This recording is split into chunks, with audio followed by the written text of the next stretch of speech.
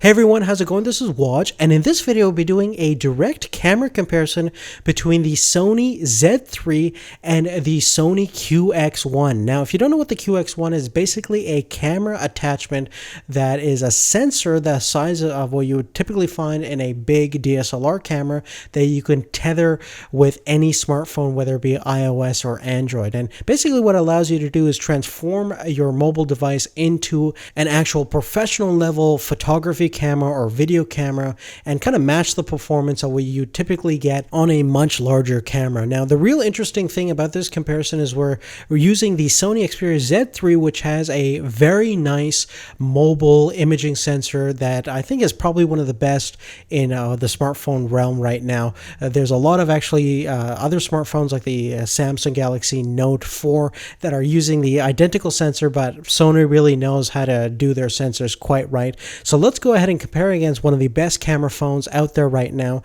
and see which one comes out on top.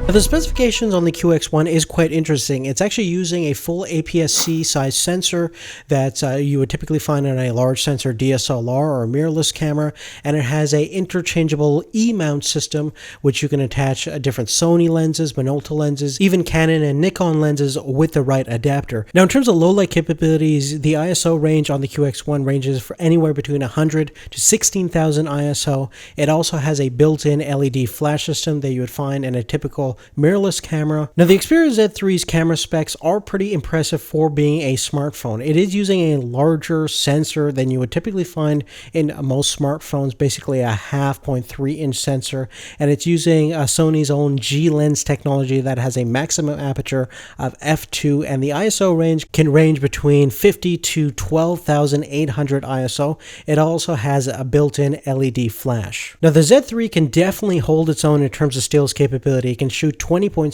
megapixel stills versus the QX1 can do about 20.4 megapixels. So they're pretty much identical in terms of overall resolution. So let's go ahead and take a look at a couple of different shots so you can determine whether the QX1 is really worth that $400 on top of your existing smartphone.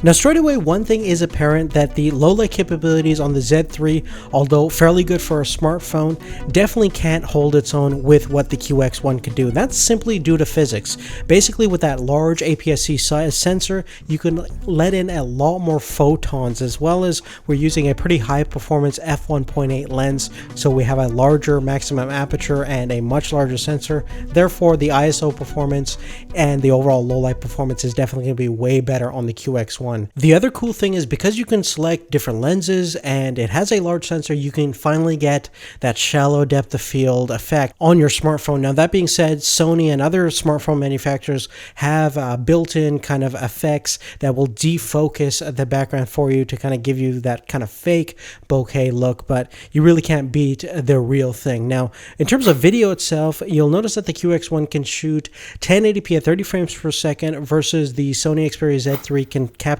full 4K video at 30 frames per second. It can also shoot 120 frames per second slow motion mode. So let's go ahead and review the footage that's coming out of both cameras and see which one looks best.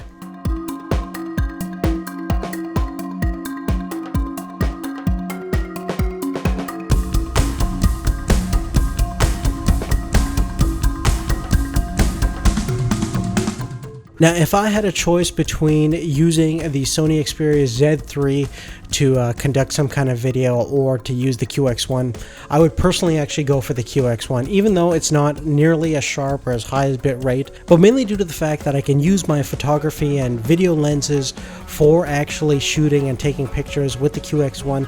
I think I'm going to find overall better results, both in terms of videos and stills, because the look of that large sensor is certainly something you cannot replicate on any smartphone right now. So if you do want the capability to shoot professional looking photos and videos, I think the QX1 kind of delivers in most regards. Now, if you do want more details about all the specifics on the QX1, definitely check out my full review that's on the channel right now.